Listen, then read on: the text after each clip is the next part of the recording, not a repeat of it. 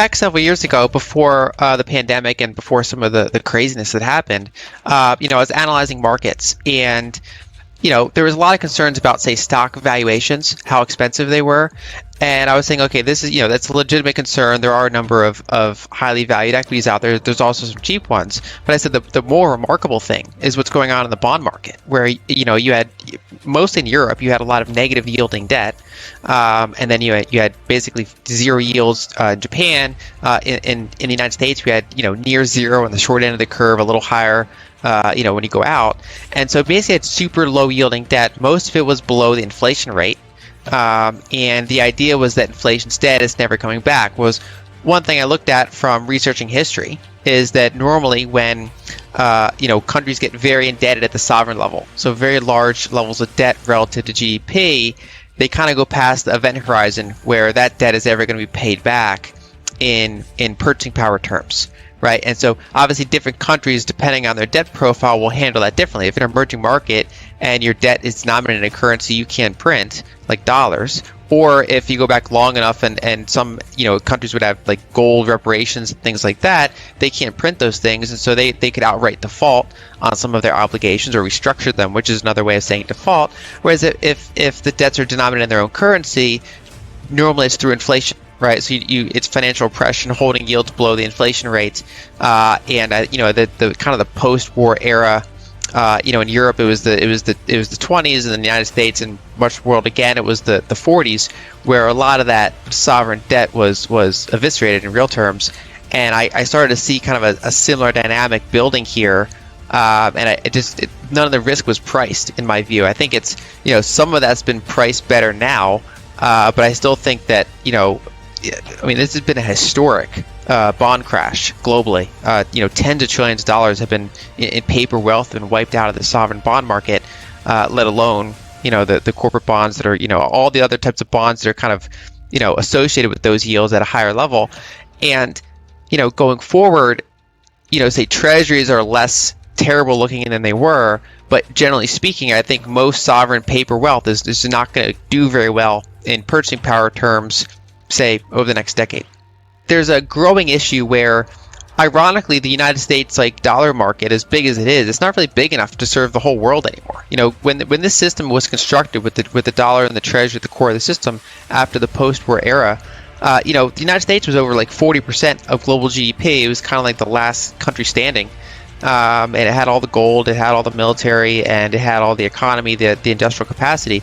And as things have been rebuilt, and then as multiple countries have risen in power, we live in a more multipolar world now, right? So the United States is closer to 20% of GDP, depending on how you look at purchasing power. It'll be less than that.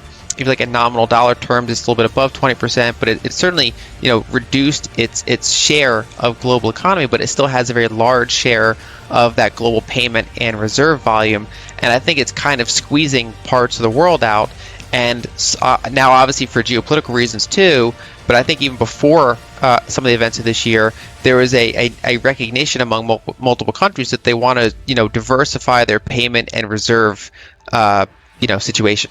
That's different than saying, we don't want to hold any treasuries, but it's saying we want to diversify the types of assets that we hold. And then for some of the largest countries and some of the largest currency blocks, they had an interest in being able to, say, purchase oil in their own currency, and then have those oil producers maybe hold, those sovereign bonds. And so it's you're actually it's a circular economy there where, say, China can buy oil from, Russia, and then Russia can take that currency, they can hold it. They can also go back to the Chinese market and buy, electronics and things that China produces because they're a large manufacturer.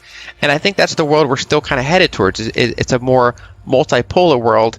And then I think, this year certainly added some fuel to the fire because now every country realizes that there's counterparty risk with where they hold their reserve assets.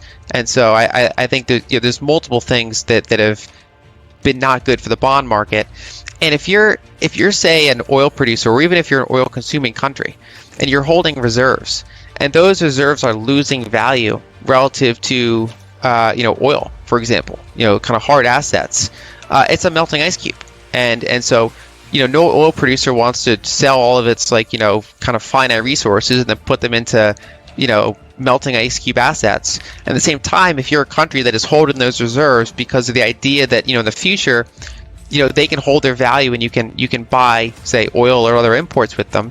If that is a diminishing value, it cheapens like the purpose of reserves. And so I think we're kind of undergoing a transition here.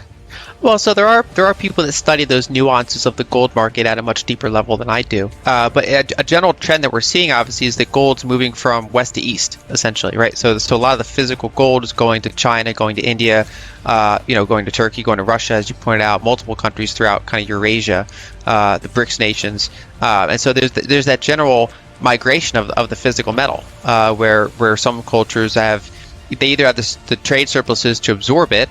Or their society values it more, views it as more of a store of value, whereas a lot of Western investors have somewhat lost interest in it, and a lot of the Western countries are running these deficits anyway. So there's this general flow, which kind of corresponds to the rise of power of Asia as an economic force in general, and so we are seeing kind of those interesting dynamics in the gold market. And it's obviously been a long story where multiple people can think they have exposure to gold and not really have exposure to gold. Like if things really hit the fan, if you kind of put the cards on the table, who has the gold? A lot of people think they have gold, but if they actually were to all kind of call on those claims at once, some of them would be obviously left without it. And I think that the market is kind of going through that process to sort some of that out. And obviously that can have long-term implications about price, right? Because if you can increase the supply of claims without increasing the supply of the underlying, that can obviously be negative for pricing. Whereas if you have a kind of a truer perception of where the gold is and who owns it, that can be constructive for price as long as the demand is there. And so I think that's a trend we're seeing. And it's interesting because gold, obviously gold's had a rough year this year, but if you compare it to like long duration bonds, which is one of the closest things you compare it to, gold held up better than most long duration bonds did. So it was, it didn't go up like a number of people would have hoped, but it did some damage control in a portfolio or in a net worth. That you have, these specific conditions. That's something I've been tracking in a broader scale, not necessarily focusing on those refiners, but for example, because of the energy shortages in Europe, there's a number of energy intensive industries that have either voluntarily shut down or been basically given like a kind of an order to shut down. And so you've seen that in fertilizer companies, you've seen that in multiple types of metals producers, as well as obviously consumers trying to ration their energy where possible.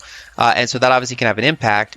And it's often during these idiosyncratic type of events. She is discussing her concerns about the bond market, specifically the negative and low yields on debt in Europe and Japan, and near zero yields in the United States. She mentions that the idea of inflation never coming back was prevalent at the time, and she was analyzing the markets. She is concerned that most sovereign debt is never going to be paid back in purchasing power terms, and that countries will handle this differently, depending on their debt profile and the currency their debt is denominated in. She also mentions that the risk was not priced in at the time, and that bond markets have crashed globally, wiping out trillions of dollars of paper wealth. The speaker also talks about how the US dollar market is not big enough to serve the whole world anymore, and that the US has reduced its share of global GDP, but still has a large share of global payment and reserve volume. She mentions that this is causing issues for other parts of the world.